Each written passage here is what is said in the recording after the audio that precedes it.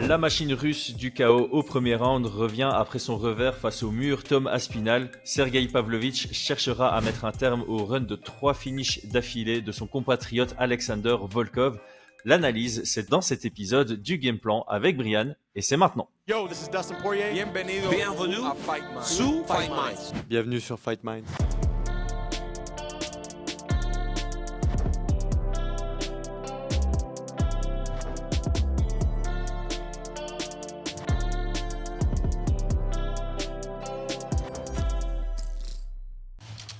Paris sur le MMA avec Unibet. Quelle sera l'issue du combat? Une soumission? Un KO? Paris sur l'appli numéro 1 avec Unibet. 100 € de bonus sur ton premier pari. Merci à Unibet de sponsoriser cet épisode. Notre lien en description vous offre un free bet allant jusqu'à 100 € à l'inscription. Jouez uniquement si c'est avec une approche récréative. Brian, j'ai une théorie. L'UFC attend le résultat de ce combat pour Gane. Si le vainqueur sort sans blessure, c'est notre main event à Paris le 28 septembre. Sinon, ce sera Jailton Almeida. Est-ce que ça se tient? Je pense, oui, clairement. Je pense que... par contre, attends, si Volkov... Non, si Pavlovich, uniquement. Mais en fait, ma théorie, c'est que le Volkov Gane 2 ne me semble pas déconnant non plus. Ah oui? Ouais. Écoute, moi je t'avoue que je pense que l'UFC attend une victoire de Pavlovich. Enfin, attends. Si Pavlovich gagne, il est embarqué sur Paris. Et si Volkov gagne, c'est Almeida. Gagne, je pense qu'ils mettent Almeida. Ouais, c'est vrai. Et franchement, je sais pas, toi, un Volkov 2, ça te plairait? Ça me déplairait pas. Pour quelle raison? Je trouve que Volkov a progressé et encore une fois, j'ai cette théorie que Volkov a mal abordé le combat en pensant que Cyril frappait pas fort et que dès le moment où il a pris le premier jab de Cyril, il est un peu sorti de son jeu et il a plus rien produit de dangereux. Et au final, quand tu revois le combat, c'est un tout petit peu plus serré que ce qu'on a en mémoire. Quand, tu vois, moi, la première fin, quand je me posais la question, pour moi, Cyril avait complètement roulé sur Volkov. Ça se validait par les scorecards qui avaient été donnés. Et puis, au final, quand tu revois le combat, tu te dis, bah, avec une nouvelle préparation bien ficelée de Volkov, il y a peut-être de quoi ennuyer Cyril dans un rematch. Après, Cyril a blindé progressé aussi depuis, donc je laisserai Cyril large favori quand même. Ouais, je pense que... Mais tu vois, dans cette optique aussi de l'UFC de bien aimer mettre Cyril en main event à Paris avec le statut de favori, parmi les 3 noms, c'est face à Volkov qu'il est le plus favori des 3. Ouais, mais si tu veux mettre Cyril Gane favori, bah, t'attends pas ça, tu prends un gars un peu plus bas, tu vois. Oui, bien sûr. Là, je vois pas trop... Non, pour moi, je pense que stylistiquement parlant,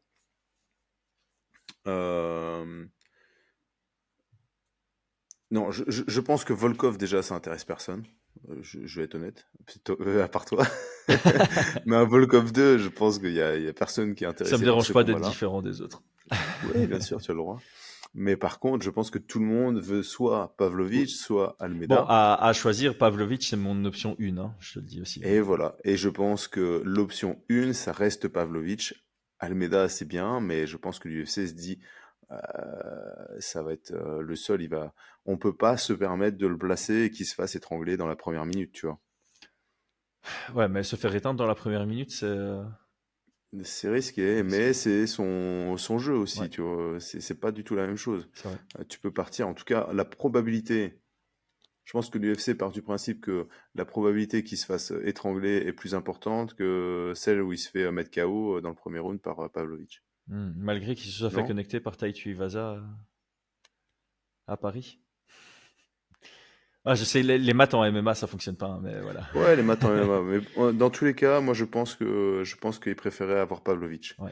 Je pense qu'ils se disent Pavlovich, ouais, il tape fort, mais les gens ont compris et ça va pas passer. Et puis, je pense qu'à l'international, si tu annonces Pavlovich contre Gane, tout le monde va être méga intéressé. Les Américains vont vouloir voir ça parce qu'ils voient, ils voient un combat qui peut se finir par KO, enfin qui a une haute probabilité de se terminer par KO, dans un sens comme dans l'autre.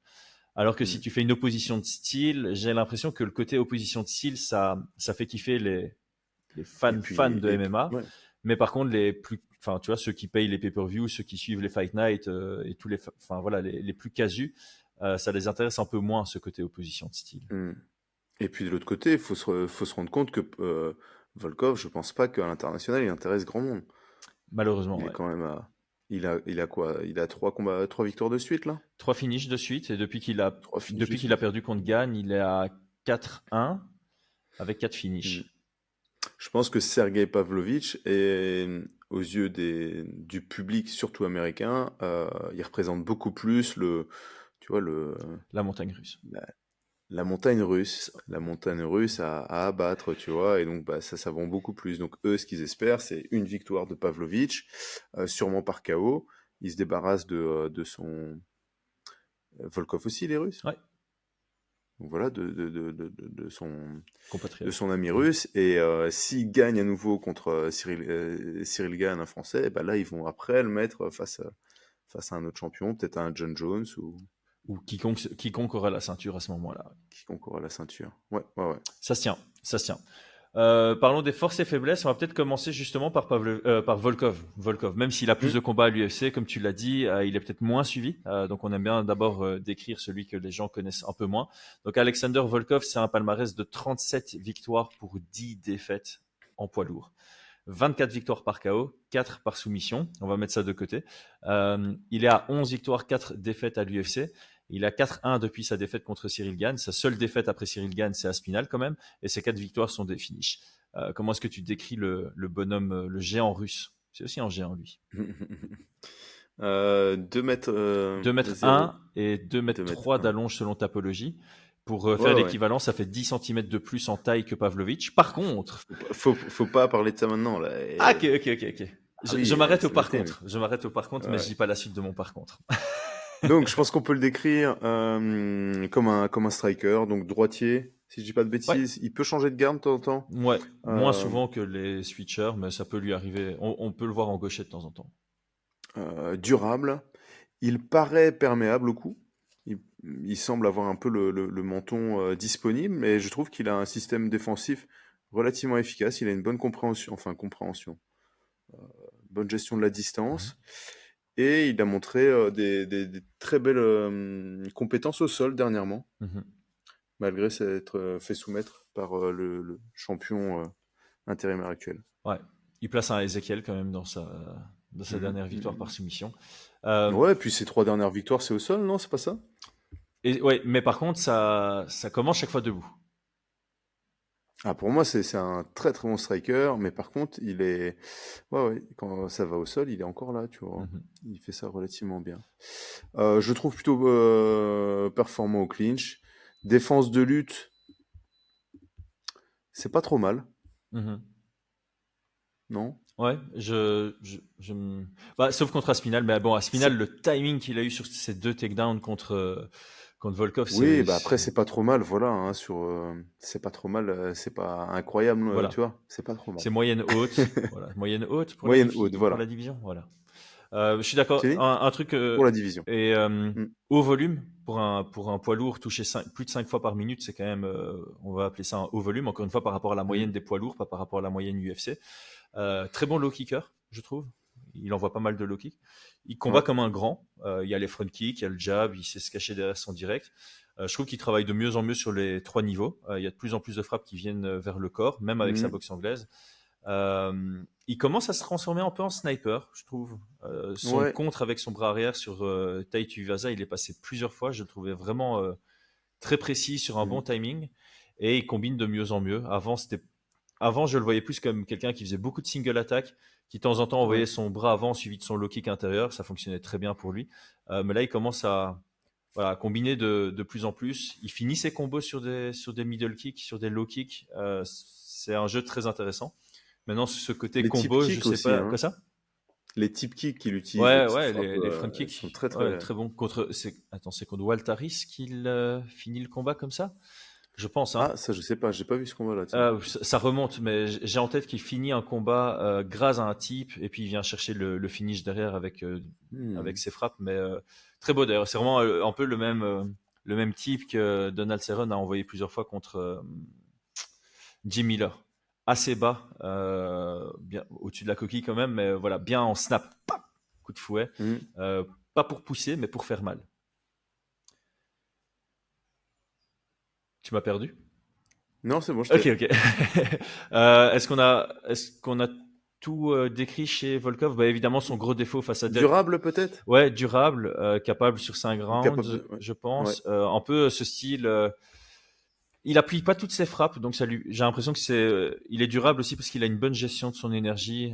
Il va pas utiliser beaucoup enfin, il est pas énergivore dans ses attaques. Son jeu est de plus en plus mature parce que un de ses gros défauts, c'était il a été en mode rouleau compresseur contre Derrick Lewis et puis moment d'inattention à 20 secondes de la fin, il se fait connecter 2 fois d'affilée par la même chose, ça devrait pas arriver à haut niveau. Je pense qu'il a travaillé là-dessus, mais évidemment contre un Pavlovich, tu peux pas faire la même chose. Tu peux pas avoir Ah bah, il y un aura pas de demi-moment toute façon. d'inattention. Ouais. Après, c'est qu'un 3 rounds, donc... Mais Lewis, c'était au troisième, hein. C'était aussi sur un 3 Ah, rounds. c'était au Ouais, troisième? c'était au troisième, d'un combat en 3 Ah, je crois rounds. que c'est au quatrième. Non, non. Ouais, ouais. Ça, c'est dommage encore, hein. 3 rounds pour ce combat-là. Mais bon. Ouais, comme d'hab, hein, toi et moi, on est d'accord pour dire que tous les combats qui définissent le prochain challenger au titre, ça doit être en 5 rounds. Ici, c'est pas le cas, mais je trouve que la plupart Mais des gros co-main events doivent être en 5 rounds, et je trouve que ça, c'est un je pense gros que co-main même event. tout le top 5 devrait être en synchrone au final.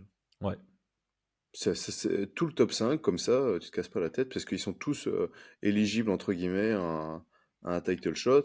Mhm. C'est normalement tous du très haut niveau, tu vois. Ouais. Mhm. Ouais, je trouve ça logique. Je trouve ça logique. Pavlovich, du coup, 18 victoires, 2 défaites, 15 victoires par KO au premier round, 3 décisions, rien au deuxième, rien au troisième round pour lui. Ces 2 défaites sont par KO au premier round. Donc, on en parlera plus tard, hein, mais parce qu'il y a toujours ce narratif autour de ouais, mais que vaut Sergei Pavlovich quand ça dépasse le premier round? Ben, les 3 fois où c'est Bah arrivé, oui. il a gagné. Et il y a une des 3 fois, c'est sur 5 rounds. Il a une victoire à Mhm. la décision sur 5 rounds et je suis allé regarder le dernier round et il est encore très performant. Ah bon, après, c'est face à quelqu'un qui ressemble plus à un light heavyweight qu'à un heavyweight, mais malgré Ouais. tout. Moi, j'ai décrit d'abord comme boxeur MMA, agressif et précis, qui travaille beaucoup en combinaison, surtout dès qu'il touche bien, il combine super bien derrière. Ça vient sur tous les angles avec une vitesse très impressionnante pour un lourd. Il va envoyer des larges crochets, des overhands, des jabs, des trucs en ligne, des uppercuts, tête, corps. Ça vient de partout, ça vient sur un timing très difficile à gérer. Et alors, il a une base en gréco-romaine qu'on n'a pas encore spécialement vue à l'UFC. Et il a fait du sambo combat aussi avant de transiter vers le MMA. Je trouve que c'est intéressant à souligner quand on parle de Pavlovich, parce que je pense qu'il a ça dans son back pocket et il pourrait l'utiliser à partir de maintenant en se disant ok, j'ai tout fait en striking à l'UFC, maintenant je me suis heurté à un Thomas Spinal, il faut que je puisse varier mes attaques et le profil de Volkov c'est peut-être un profil intéressant face auquel on peut retester son background dans une cage. Mhm. Mhm. Bah, faut voir s'il va vouloir le retester, hein. Ah, il faut Moi, voir. je suis pas sûr du tout. Il faut voir. Là, je me mets pas à sa place. Je dis juste que ça pourrait être son Ouais, choix. ouais, ouais. Mhm. Je vais pas émettre un pourcentage là-dessus, mais c'est pas du tout une certitude qu'il le fasse, vraiment pas. Non, c'est sûr, c'est sûr. Et là, tu veux parler du point De essentiel. son ape ratio, c'est comme ça que c'est appelé. Donc a priori, il a le plus grand ape ratio de l'UFC. Donc le ape ratio, c'est la différence entre ta taille et ton allonge. Alors le plus petit ape Ouais. ratio qu'on ait vu à l'UFC, c'est probablement Artem Lobov, qu'on peut surnommer le T-Rex. C'est vrai? Je pense, hein. Ou c'est une blague? Bah, je pense, Artem Lobov, les gens rigolaient un peu, genre ses poings, quand il tend ses bras, ça arrive même pas à hauteur de son bassin, tu vois. Arrête, n'importe quoi. Mais par contre, Pavlovich, il mesure 1m91, 1m91, et son allonge, c'est 2m13. C'est abusé. J'ai regardé 5 fois si je m'étais pas trompé de. C'est un truc de ouf. C'est n'importe quoi. T'imagines devoir combattre contre un... Parce que comme on en a déjà parlé pendant nos podcasts, normalement, ton cerveau, quand tu es expérimenté en MMA ou dans les sports de Exactement. combat, tu évalues l'allonge de ton adversaire par rapport à sa taille. Mais donc, quand tu as un gars qui a une allonge qui est complètement disproportionnée par rapport à sa taille, bah, tu vas te positionner par rapport à lui en disant ok, là, il doit avancer pour me toucher.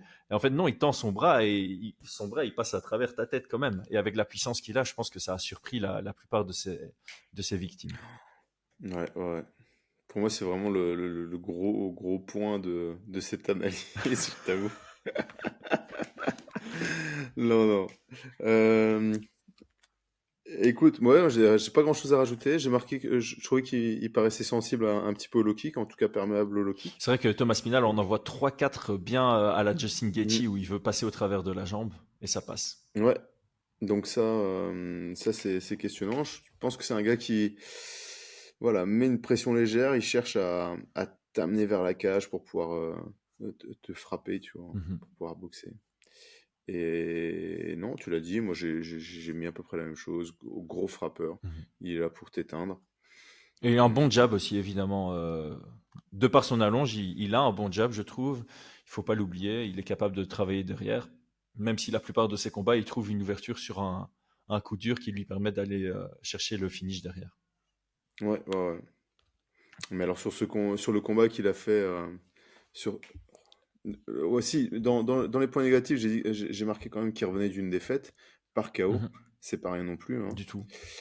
Et sur le combat qu'il a fait contre Thomas Spinal, faut se rappeler qu'il a quand même légèrement touché, tu vois, ébranlé un petit peu. Ouais, il commence par ébranler Aspinal, mais Aspinal, il avait vraiment ce truc de recul du buste, reculé, donc il absorbait quand même un peu les frappes, Ah, j'ai l'impression. le crochet avant qu'il prend, il a un bon menton, je pense quand même, hein, Aspinal a parce un que bon menton, ouais. franchement, je pense qu'il y en a pas mal qui seraient tombés là-dessus, Ah hein. oui, non, moi personnellement, j'aurais profité de pas être mis KO par cette frappe pour faire semblant d'être mis KO, comme ça je prends pas un vrai KO derrière, tu vois ce que je veux dire. Après, moi je suis pas un combattant à l'UFC, donc j'ai pas la même force mentale que ces gars-là. Ouais, ouais, ouais. Ok, bon, on a fait un petit tour, ça nous permet de rentrer Je sur pense. les stratégies. Commençons par Volkov. Donc justement, j'ai une question que j'ai un peu teasée derrière, plutôt dans le podcast. Tu es face à un gars qui est invaincu en dehors du premier round, mais sur un échantillon de 3 combats. Par contre, tu es face à un gars dont les seules défaites sont par KO au premier round. Mais ça n'est arrivé que 2 fois, alors que lui a éteint 15 de ses adversaires dans le premier round. Tu fais quoi? Est-ce que tu vises à être le premier à le battre en dehors du premier round, ou est-ce que tu pars à la guerre pour essayer de répliquer ces 2 seules défaites? Non. Question de bâtard. Moi, première option. Première option. Ouais, C'est un peu pénible hein, en 3 rounds. que ce soit en 3 rounds, mais je pars du principe que je dois survivre au premier round déjà. Ouais, Ouais. Et peut-être que, euh, en fait, peut-être que c'est pas à moi de chercher à le finir au premier round. Peut-être que c'est c'est lui qui lui l'offre, ouais. qui va se finir dans le premier round, tu Ouais. vois, qui va se planter dans une frappe. Mhm. Donc non, je cherche pas le KO au premier round. Non? Je cherche à survivre. Si lui se fait mettre KO par moi dans le premier round, bon bah voilà, tant mieux pour moi. Ouais, ouais. Et voilà, ça serait ma stratégie. Ouais, je pense que quand tu affrontes un gars comme Pavlovich, le pire à faire, c'est d'être trop sur la défensive. Parce que là, il va juste te rouler dessus et développer son Mm, jeu.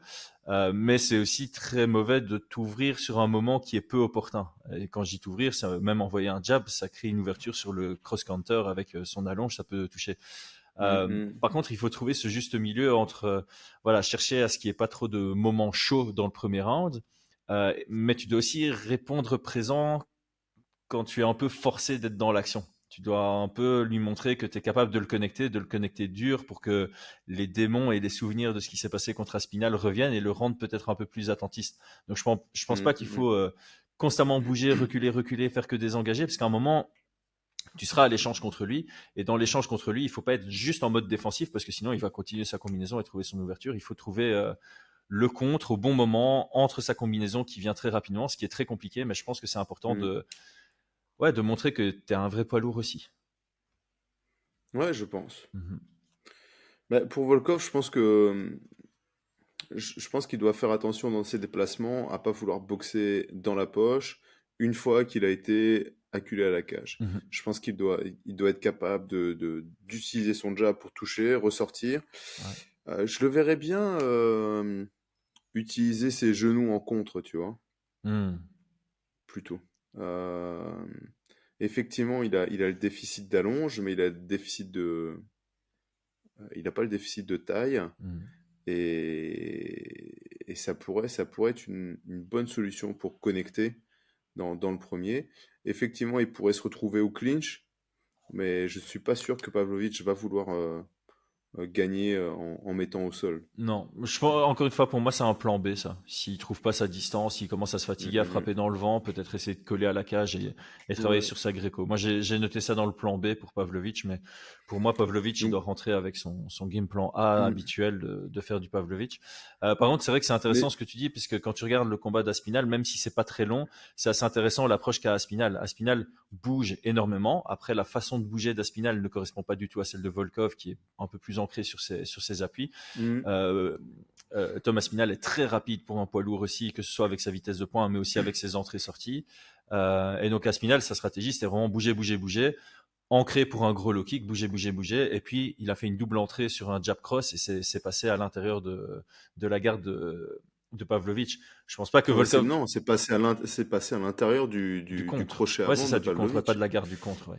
Ouais. Et ça, c'était intéressant parce qu'en fait, si tu veux, juste avant, Pavlovic envoie une droite. On a un Aspinal qui vient avec son shoulder roll, donc qui vient esquiver comme ça. Donc ça veut dire qu'il rend sa tête disponible au crochet, tu vois. Mhm.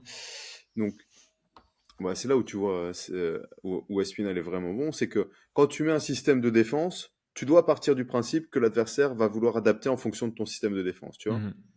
Donc effectivement, si la fois suivante, il va pas relancer un bras arrière parce qu'il va faire shoulder roll.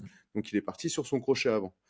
Et ce qu'a fait Aspinal, c'est plutôt que de désengager, il a réengagé avec son 1-2 et il l'a mis, il l'a connecté, Ouais. quoi. Donc on a d'un côté quelqu'un qui est capable d'adapter et de voir, tiens, il y a eu un shoulder roll, je vais aller chercher mon crochet avant. Et puis là tu es vraiment sur un jeu d'échecs. Et de l'autre côté, Aspinal qui dit, oh, il y a de fortes probabilités qu'il réadapte ses frappes. Il va falloir que j'engage parce que je peux pas remettre ma tête en arrière. Et il connecte dessus. C'est clair.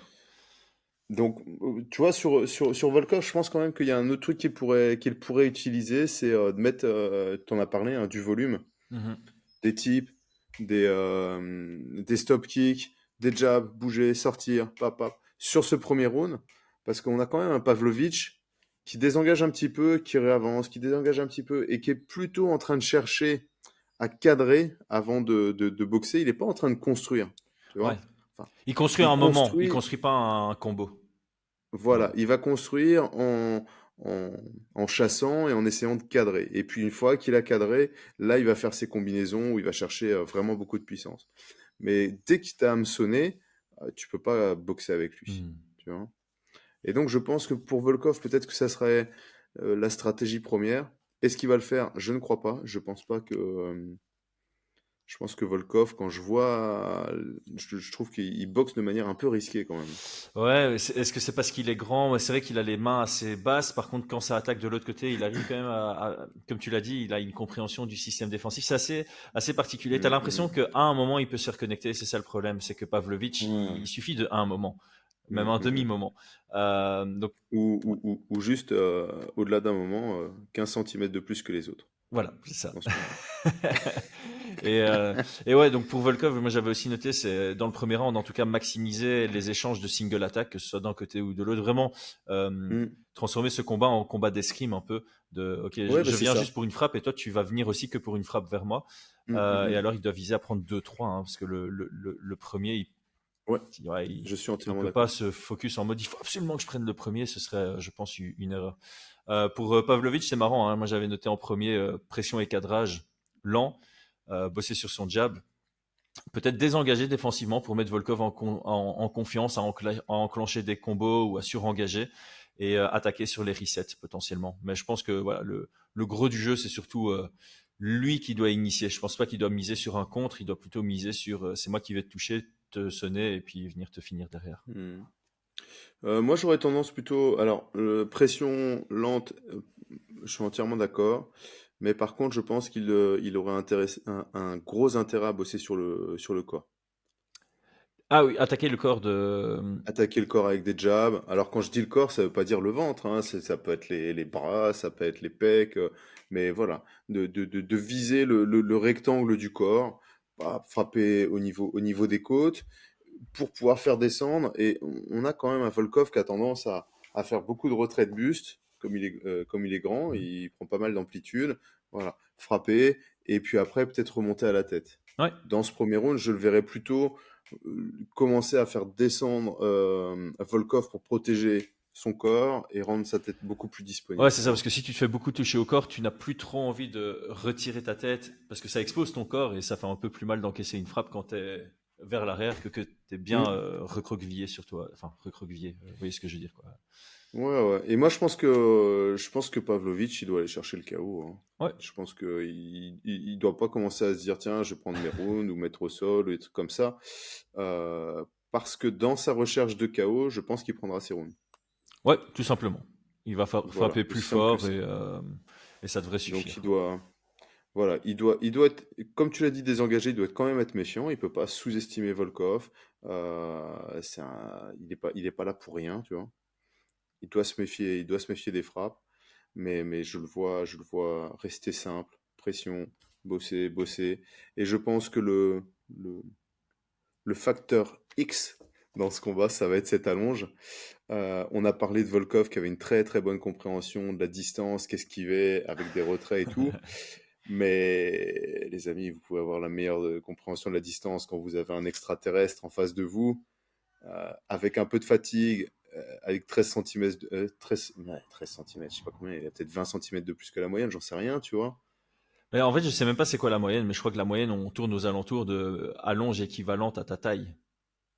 Ou Ouais, plus donc 2 on peut centimètres partir quand peut-être, pas même quand. plus 20, quoi. Ouais, donc, Voilà, 20 cm, mais les gars, 20 cm d'allonge, je trouvais. C'est grand quand même. Ma femme m'a dit que c'était grand, ça, 20 centimètres, ouais. Voilà. Donc c'est 20 cm. C'est 20 cm pour moi, ça va être ce qui va amener à la perte de Volkov. Ouais. Donc Bon, on va ben, pouvoir on passer. fait une très belle transition du coup vers les Exactement. pronostats. Sergei Pavlovich est à 1,41, Alex Volkov est à 2,7 selon unibet.fr. En tout cas, hier soir, quand j'ai préparé les notes, on est légèrement au-dessus du 65-35 pour Pavlovich. Ça me semble assez logique. Ça me semble assez logique. Et j'ai l'impression que ça te semble aussi logique, ou alors tu partirais encore plus vers des extrêmes. Non, non, non, moi ça me semble. Non, non, non. Je pense que c'est logique. Je pense que mettre plus haut, ça serait un peu manquer de respect à Alexander Volkov.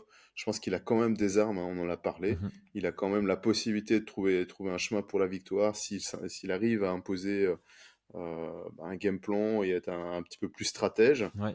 Mais je pense clairement, je vois Pavlovich gagner par KO, TKO, Ouais. La seule fois en 47 combats clairement. professionnels où Volkov a perdu par KO au premier round, ça remonte à 2013 pour la ceinture du Bellator. Et mon prono, c'est qu'après samedi, ça sera la deuxième fois. Bon, on est Voilà. d'accord. Et ouais, je pense, hein. Mais ça se trouve, voilà, on va avoir autre chose, mais je le vois vraiment l'emporter. Bon, on a fait le tour, c'est parfait. Pour une fois, moins On d'une a fait le demi-heure, tour. ça a été efficace. Merci à tous ceux qui ont suivi jusqu'à maintenant. J'ai toujours pas ce réflexe d'inviter les gens à commenter pour donner du référencement et aider la chaîne. Pour nous aider, l'abonnement, c'est gratuit les 6 premiers mois. Les 6 mois d'après, c'est toujours gratuit. Et encore après, c'est gratuit de s'abonner. Donc abonnez-vous. Ça vous coûte juste un clic. Likez la vidéo et mettez un petit commentaire. Brian, merci pour ton temps et ta préparation. À très vite. Ciao, ciao. À très vite, ciao tout le monde.